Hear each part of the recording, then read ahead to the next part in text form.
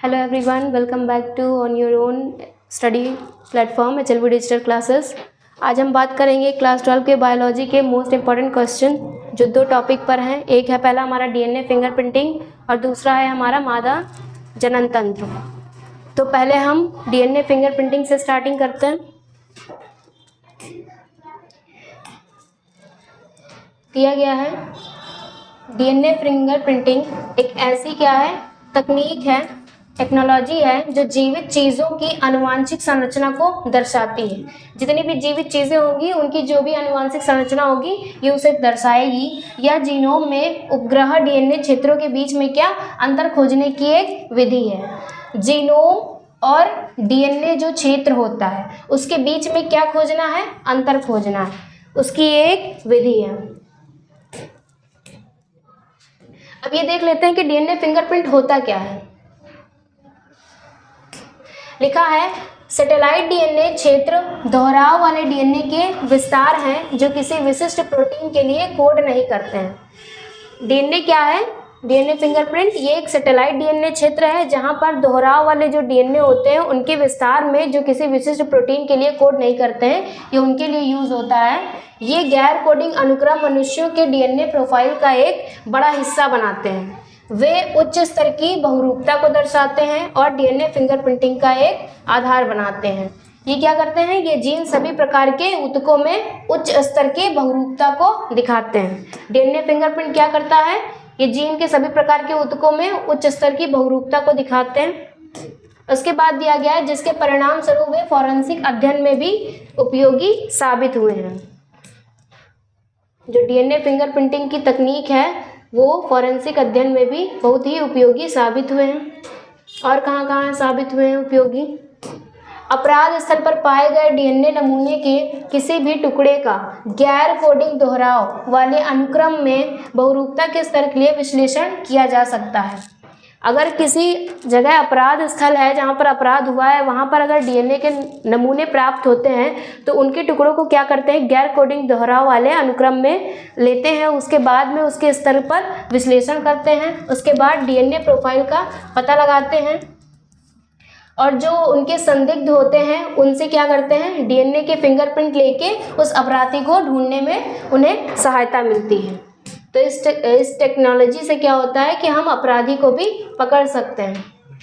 Next हमारा दिया गया है डीएनए फिंगरप्रिंटिंग अनुप्रयोग, जिसमें एक प्रोसेस दी गई है।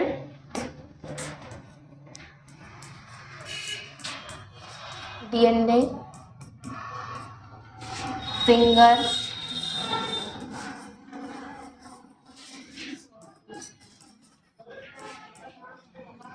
प्रिंटिंग अनुप्रयोग। इसमें क्या होता है? अपराध स्थलों के अलावा फिंगरप्रिंटिंग एप्लीकेशन, ठीक है। उसके बाद क्या होता है? लेबल किए गए वीएनटीआर की जांच का उपयोग करके टुकड़ों को क्या करते हैं? हाइब्रिडाइज करते हैं। कैसे हम इस टेक्नोलॉजी का यूज़ हम अपराधी को ढूंढने में यूज़ करते हैं? क्या करेंगे? पहले अपराध स्थलों के अलावा हम फिंगरप्रिंट जो भी होंगे एप्लीकेशन वो लेंगे। उसके बाद में क्या करेंगे? जो लेबल किया होगा उसी का वीएनटीआर जांच का उपयोग करके उस टुकड़े को क्या करेंगे? हाइब्रिडाइज करेंगे। हाइब्रिडाइज करने के बाद क्या करेंगे? जो हमारा ऑटो रेडियोग्राफी होता है उसका उपयोग करेंगे संकर अंश का विश्लेषण करने के लिए। जो भी हमारे अंश दिए गए होंगे उनका हम विश्लेषण करेंगे। उसके बाद क्या करेंगे? उनके डीएनए को हम अलग अलग कर लेंगे। ये डीएनए फिंगरप्रिंट की एक प्रोसेस है जिसमें अपराधी को ढूंढने में पता लगाया जाता है। प्रतिबंध क्या होता है? एंडोन्यूक्लियाइज एंजाइम की सहायता से डीएनए की पहचान की जाती है। इसमें एक एंजाइम भी यूज होता है जिसका नाम है एंडोन्यूक्लियाइज एंजाइम।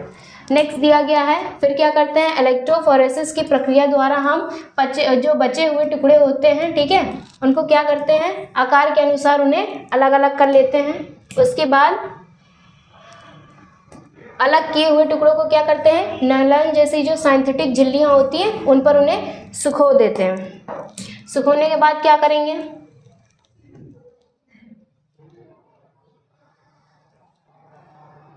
उसके बाद ये प्रोसेस यहीं पर समाप्त हो जाती है।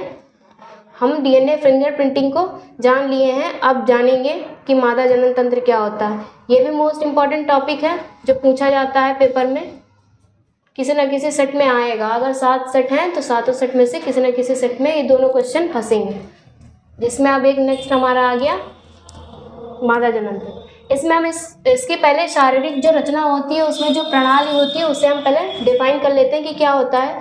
महिला प्रजनन प्रणाली को विभिन्न कार्यों करने के लिए तैयार किया गया है।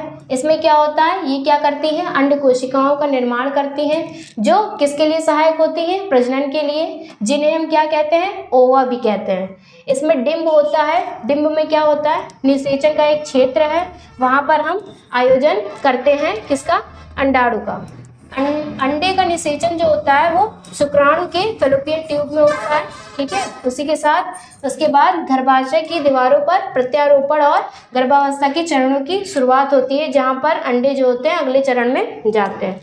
ये इसकी प्रणाली है महिला जनन प्रणाली में। उसके बाद इसमें कुछ सहायक अंग भी दिए गए हैं, जैसे अंडाशय, योनि, गर्भाशय, ग्रीवा, बाहरी जनन अंग, ठीक है। इनके साथ साथ अंडाशय की एक जोड़ी से बने हुए होते हैं ये, और कार्यात्मक और संरचनात्मक रूप से एकीकृत स्तन ग्रंथि की एक जोड़ी के साथ हिस्से ओव्यूलेशन, निषेचन, जन्म और अंत में बच्चे की देखभाल की प्रक्रिया इस महिला प्रजनन प्रणाली में शामिल है। तो ये बात महिला प्रजनन प्रणाली की शारीरिक रचना में दी गई हैं, जिनमें ये सारे काम ये होते हैं। उसके बाद दिया गया है जिन्हें फिम्ब्रिया कहा जाता है, जो समर्थन होते हैं जिसमें बच्चे की देखभाल करने की प्रक्रिया होती है, इसे हम फिम्ब्रिया कहते हैं, जो अंडाशय में ऊपर से निकलकर जारी अंडों को उठाती है और उन्हें गर्भाशय की आपूर्ति के लिए इम्फडुबुलम तक पहुंचाती है। और प्रत्येक फैलोपियन ट्यूब सीलिया से ढकी होती है। जितने भी फैलोपियन ट्यूब होगी वो हमारी किससे ढकी हुई होंगी, सीलिया से। नोटेड टॉपिक है और पॉइंट है, जो डिंब को गर्भाशय तक ले जाने का कार्य करता है। डिंब को गर्भाशय तक ले जाने का कार्य कौन करता है, सीलिया। उसके बाद हम जानेंगे, अब हम बात करेंगे मासिक धर्म की, जिसे हम रजोधर्म भी कहते हैं, ठीक है। क्या कहते हैं, रजोधर्म भी कहते हैं, और इंग्लिश में इसे मेंस्ट्रुअल साइकिल कहते हैं। क्या कहते हैं, मेंस्ट्रुअल साइकिल। ये भी इसी प्रणाली के अंतर्गत आता है। इसमें बताया गया है, देखते हैं, मोस्ट इम्पॉर्टेंट टॉपिक है, पूछा जाता है जानकारी के लिए। क्या दिया गया है, सभी महिलाएं जो होती हैं वो अपने यौवन तक पहुंचने के बाद क्या करती हैं, मासिक धर्म चक्र ये नामक प्रक्रिया को दौरान क्या करती हैं, हर महीने जो परिपक्व अंडे होते हैं उन कोशिकाओं का क्या करती हैं, उत्पादन करती हैं। सभी महिलाएं अपने यौवन तक पहुंचने के बाद धर्म चक्र नामक प्रक्रिया एक होती है, जिसके दौरान वो हर महीने एक परिपक्व अंडे कोशिका का उत्पादन करती है। इस अवधि के दौरान क्या होता है, अंडाशय एक परिपक्व अंडे का स्रावण करता है। इस अवधि के दौरान जो एक परिपक्व अंडा होगा उसका ये स्रावण करेंगी, जो गर्भाशय तक जाता है। गर्भाशय में क्या होता है, यदि अंडा निषेचित ना हो, अगर अंड निषेचित नहीं हो रहा है गर्भाशय में, तो क्या होगा, गर्भाशय की जो परत होती है वो निकलती जाती है और एक नया चक्र शुरू हो जाता है। जब गर्भाशय से अंड निषेचित नहीं होता है तो वो जो परत होती है गर्भाशय की वो निकल जाती है और एक नया चक्र हमारा शुरू हो जाता है, ठीक है।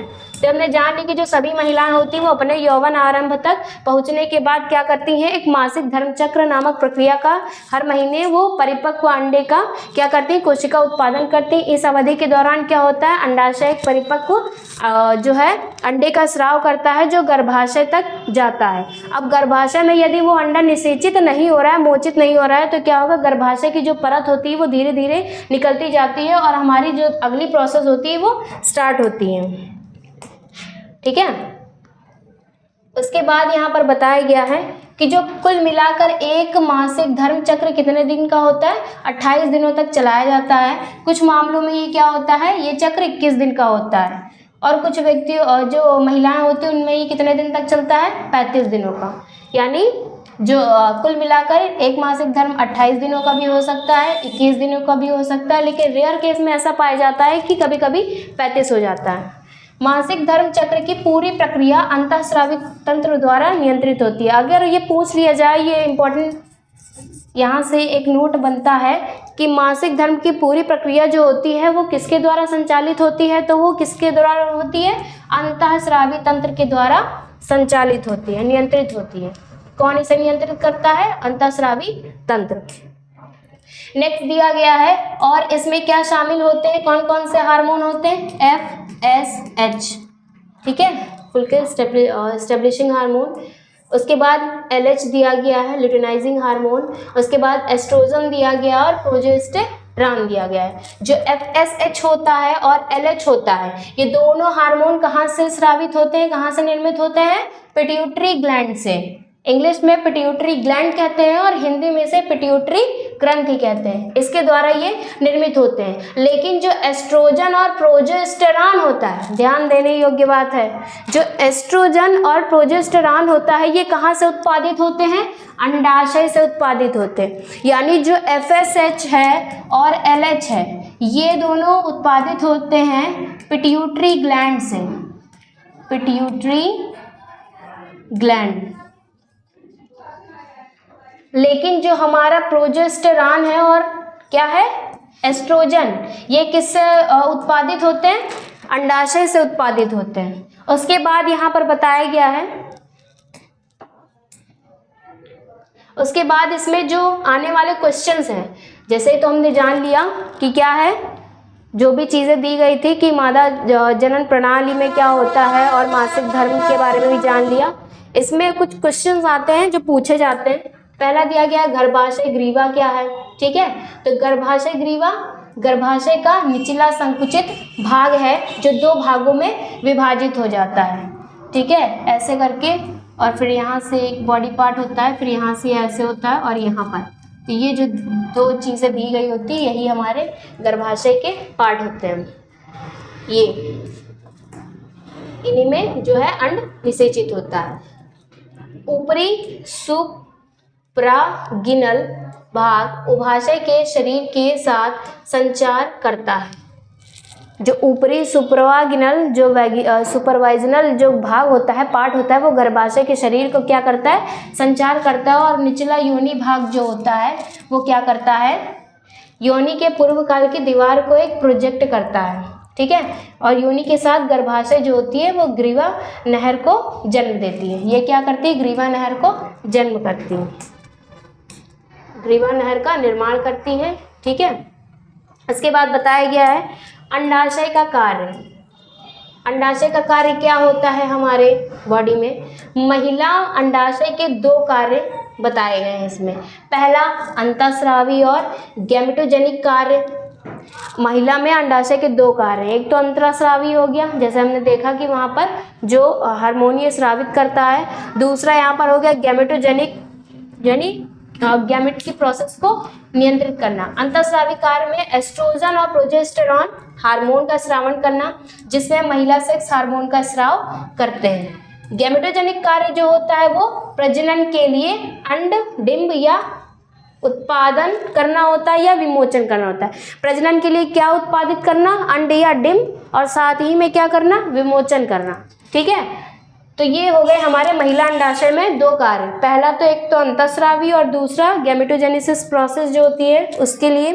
तो अंतःस्रावी में हमें पता है कि एस्ट्रोजन और प्रोजेस्टेरॉन हार्मोन ये स्रावित करते हैं। अंतःस्रावी में इन दोनों को नियंत्रित कौन करता है, पिट्यूटरी ग्लैंड करती है।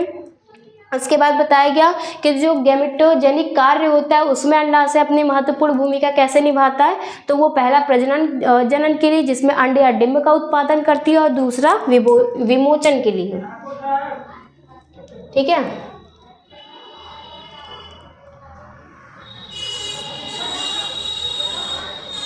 उसके बाद निषेचन की प्रक्रिया भी पूछ ली जाती है, फर्टिलाइजेशन जिसे कहते हैं, ठीक है, फर्टिलाइजेशन।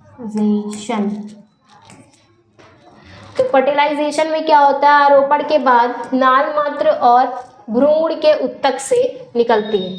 मानव कोरियोनिक गोनाडोट्रोपियन HCG का उत्पादन करती है। मानव क्या, कोरियोनिक गोनाडोट्रोपियन AHCG, ठीक है, का उत्पादन करते हैं, जो अंडाशय में क्या करते हैं, कॉपर्स ल्यूटियम के स्तर को बनाए रखते हैं। जो अंडाशय में एक परत होती है कॉपर्स ल्यूटियम, उसको ये क्या करती है, बनाए रखने में मदद करती हैं, जब तक कि नाल अपने स्वयं के प्रोजेस्टेरॉन और एस्ट्रोजन का हार्मोन स्वयं खुद ना बना ले और संश्लेषित करना शुरू ना कर दे, ठीक है, तब तक ये जो है उसकी परत को बनाए रखते हैं। कौन, कॉर्पस ल्यूटियम, जो ल्यूटियम होता है कॉर्पस ल्यूटियम वो।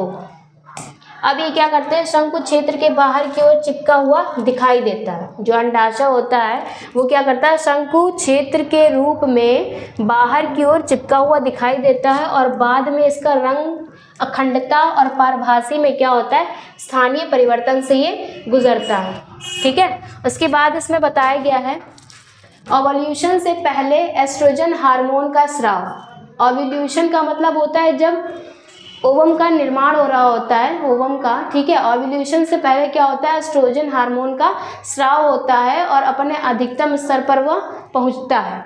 जब ल्यूटिनाइजिंग हार्मोन LH हार्मोन जब बढ़ता है तो क्या होता है, जो उनकी जगह दी गई यहाँ पर, उसकी जगह पर ये क्या करता है, ओवल्यूशन करता है।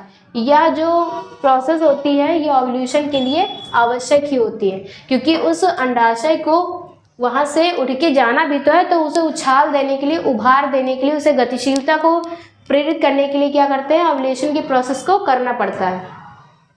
उसके बाद में हमारा दिया गया है, ठीक है, देखते हैं फिर ओवल्यूशन की जो प्रोसेस होती है तो उसमें क्या होता है, दिया गया ओवल्यूशन वह प्रक्रिया है जिसमें कोरोना रेडिएटा से घिरे डिंब के साथ कूपिक द्रव को मुक्त करके कूप को अलग किया जाता है। इसमें क्या करते हैं इसमें क्या करते हैं, जो एक कूपिक द्रव होता है इससे मुक्त करके उस कूप को क्या करते हैं, ये अलग कर देते हैं। ओवल्यूशन क्या है, एक ऐसी प्रक्रिया है जिसमें जो कोरोना रेडिएटा होता है, इससे घिरा हुआ होता है ना डिंब किससे घिरा होता है, कोरोना रेडिएटा से। तो ये क्या करते हैं, उसके साथ जो कूपिक द्रव होता है उसको मुक्त करके कूप को अलग कर देते हैं। फिर बताया गया जो कोरोना रेडिएटा होता है वो कोशिका के बाद में क्या करता है, शुक्राणुओं की उपस्थिति में अलग हो जाएंगी। जो कोरोना रेडिएटा की कोशिकाएं हैं, जब शुक्राणु उसमें जाएगा अंड में, तो वो जो कोरोना रेडिएटा होगी वो परत अलग हो जाएगी। फिर जुगाली करने वालों में ओवल्यूशन के समय अंडाणु पहले ही अपने कोरोना को खो चुके होते हैं। जुगाली का मतलब जब शुक्राणु अंडाणु से मिल रहा होता है उस प्रोसेस में ये जो कोरोना रहता है, कोरोना रेडिएटा की जो परत होती है वो खो चुकी होती है, वो खो देता है अंडाणु।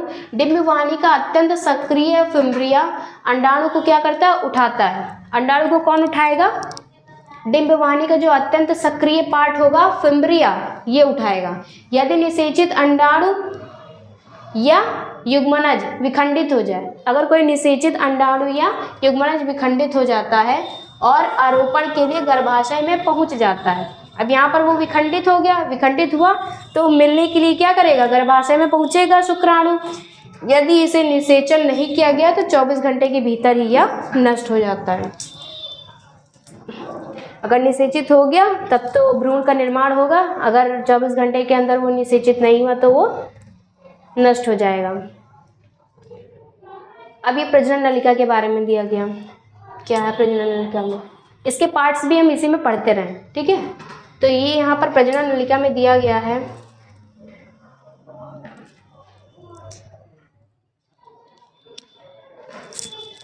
बताया गया है प्रजनन नलिका में योनि एक मांस और लोचदार ट्यूब होती है, इसको क्या करते हैं, बाहरी शरीर से हम जोड़ते हैं। यह संभोग में लिंग के लिए पात्र के रूप में कार्य करती है और शुक्राणु को कहाँ तक, फैलोपियन ट्यूब और गर्भाशय तक पहुँचाने में मदद करती है। जो प्रजनन नलिका होती है ये गर्भाशय में क्या करती है, शुक्राणुओं को फैलोपियन ट्यूब, जो फैलोपियन ट्यूब होती है उस तक और गर्भाशय तक पहुंचाने में प्रजनन नलिका काम करती है। यह बच्चे के जन्म के दौरान भ्रूण के प्रसव को अनुमति देने के लिए विस्तार करके जन्म नहर के रूप में भी कार्य करती है।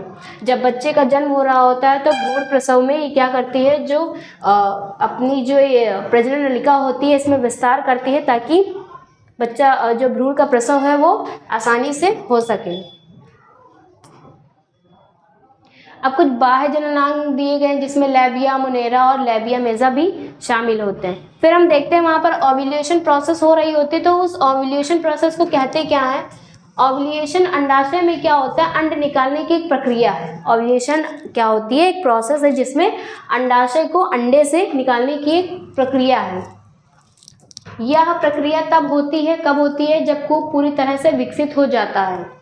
ये प्रक्रिया कब होती है, जब कूप अपनी जो है अलग तरीके से विकसित हो जाता है पूरी तरीके से और दबाव में उल्लेखनीय वृद्धि के बिना कूप तरल पदार्थ के संचय के साथ आकार तक जाता है। ठीक है, और अपने आकार तक वो बगैर किसी की सहायता लिए चला जाए। ठीक है, तो तब इसका यूज़ होता है। जैसे ही कूप सूज जाता है एक छोटा अंडाकार आकार का क्षेत्र कलंक व मैक्युला प्लोजिडा एक स्पष्ट रूप से दिखाई देता है। उसके बाद बताया गया है गर्भाशय क्या होता है। गर्भाशय क्या होता है, गर्भाशय को हम ये भी कहते हैं, गर्भाशय भी कहते हैं। ये क्या होता है, एक मादा प्रजनन प्रणाली का एक मांसपेशीय है। ठीक है, उल्टे नासपत्ती के आकार का होता है, उल्टा नासपत्ती गर्भाशय।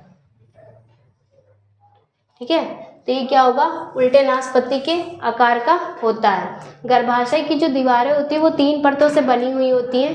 पहली आंतरिक ग्रंथि परत दी गई है और दूसरी क्या दी गई है, मध्य मोटी परत दी गई है। उसके बाद बाहरी पतली परत दी गई है। ये 3 परतें हैं, आंतरिक ग्रंथि परत और मध्य मोटी परत और बाहरी पतली परत। इन तीनों परतों में क्या होता है, स्नायु बंधन होता है जो बनाए रखता है, जो श्रोणि की दीवार को जोड़ता है। ये जो तीनों परतें हैं ये क्या करती हैं, श्रोणि की दीवारों को जोड़ती हैं, जो फिर क्या करती हैं, एक संकीर्ण गर्भाशय से योनि में खुलती हैं। संकीर्ण का मतलब संकरे रास्ते से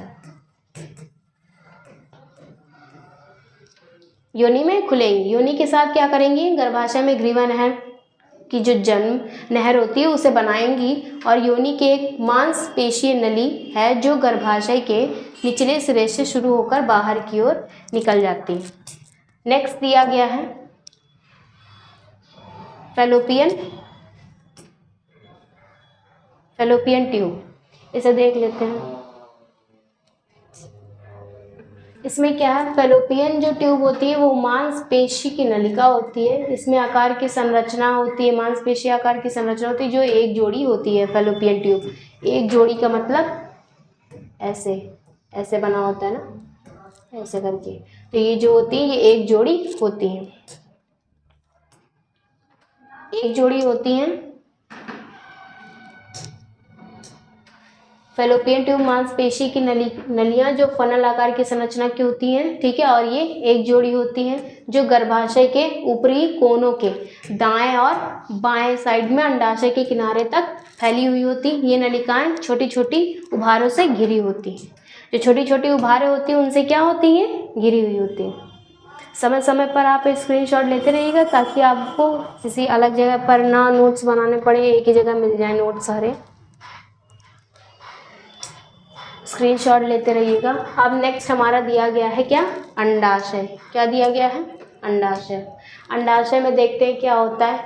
अंडाशय क्या है, मुख्य महिला यौन अंग के रूप में कार्य करता है। अंडाशय क्या करता है, महिला के मुख्य यौन अंग के रूप में कार्य करता है, जो महिला युग्मक और विभिन्न हार्मोन का क्या करती है, उत्पादन करती है। जो युग्मक और विभिन्न हार्मोन का उत्पादन करती है।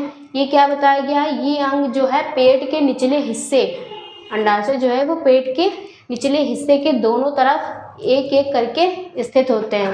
प्रत्येक अंडाशय की लंबाई कितनी दी गई है, 2 से 4 सेंटीमीटर दी गई है, जो बाद में स्नायु बंधन के माध्यम से क्या करते हैं, गर्भाशय और श्रोणि की दीवार से जुड़े हुए होते हैं। उसके बाद में बताया गया है अंडाशय जो होता है वो उपकला के एक पतले आवरण से घिरा हुआ होता है। अंडाशय किससे घिरा हुआ होता है? एक पतले आवरण से घिरा हुआ होता है, ठीक है, जिसे कहा क्या, उस परत का क्या नाम है? स्ट्रोमा, ठीक है। डिंब ग्रंथि जो होती है वो स्ट्रोमा को घेरती है और 2 क्षेत्रों में विभाजित हो जाती है। पहला दिया गया है बाहरी प्रंतस्था और दूसरा दिया गया है आंतरिक मज्जा। डिंब ग्रंथि स्ट्रोमा से जो है स्ट्रोमा को घेरती है और यह 2 क्षेत्रों में विभाजित होती है, बाहरी प्रंतस्था और आंतरिक मज्जा।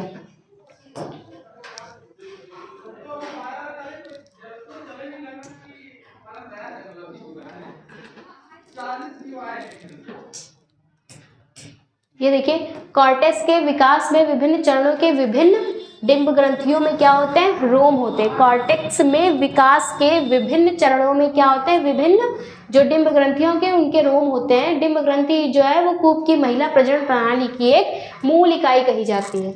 नोटेड पॉइंट है, नोट कर लीजिएगा, ठीक है। इसको हम हाईलाइट कर देते हैं।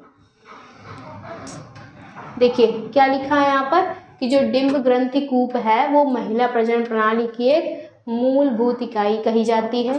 प्रत्येक डिंब वाहिनी को 3 क्षेत्रों में, संरचनात्मक क्षेत्रों में विभाजित किया गया है। पहला एम्पुला, उसके बाद स्थमक और इन्फुडिबुलम। तो इसका डायग्राम देखते हैं, ठीक है।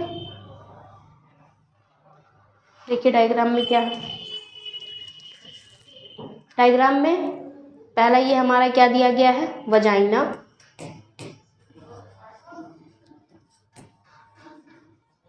ठीक है। सेकंड यहाँ पर क्या दिया गया है? हमारा सर्विक्स। क्या दिया गया है? सर्विक्स। इंग्लिश में अगर आप इस नेमिंग कर देंगे उसमें कोई दिक्कत नहीं है, ठीक है। और थर्ड में दिया गया है हमारा एंडोमेट्रियम। थर्ड ये एंडोमेट्रियम।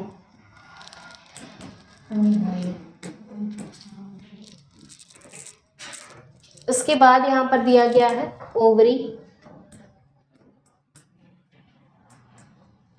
ठीक है। उसके बाद दिया गया है हमारा फिम्बरी, इसको भी लगा देते हैं।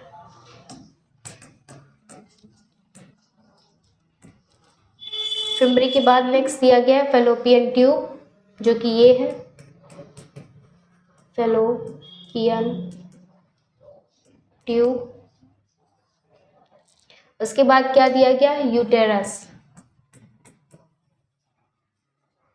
और ये भी क्या है? हमारी फैलोपियन ट्यूब है।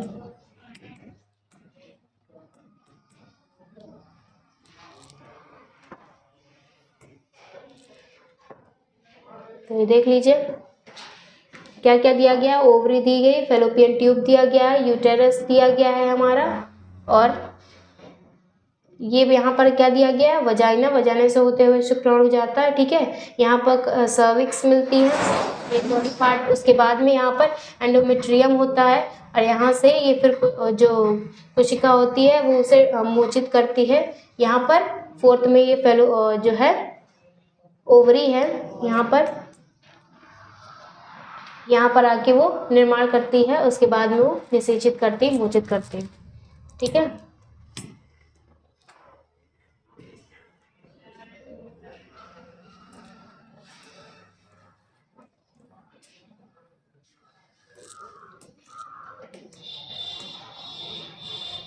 तो हमने सारी चीज़ें देख ली। आई होप आपको वीडियो पसंद आई होगी। If you feel that the upcoming lecture videos can be improve then please write your comment in the comment section box. Thank you for watching till the end of this video. और इस most important topic को आप लोग अच्छे से याद कीजिएगा क्योंकि दोनों टॉपिक मैंने अच्छे से पढ़ाए हैं।